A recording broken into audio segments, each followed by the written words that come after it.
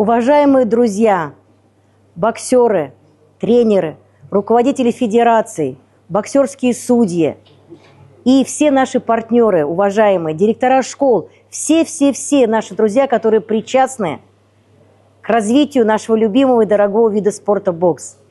От имени огромного коллектива Федерации бокс России, исполнительного комитета Федерации бокс России, я вас сердечно поздравляю с наступающим новым 2025 годом. Год был, принято говорить, сложным, а у нас не принято так говорить в Федерации. Мы говорим, что год был интересным и сложным по-своему, потому что было очень много интересных событий и достижений у нас тоже очень достаточно много. И хотелось бы пожелать в наступающем новом году, конечно же, успехов нашей боксерской семье, чтобы все были счастливы, чтобы в домах у всех царила любовь, мир и тепло.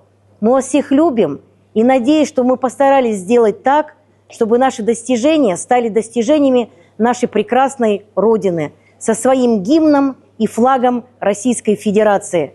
Спасибо всем, кто внес свой неоценимый, а это действительно огромный вклад в дело развития российского бокса. Всех вам благ. Хорошо отдохнуть, набраться сил.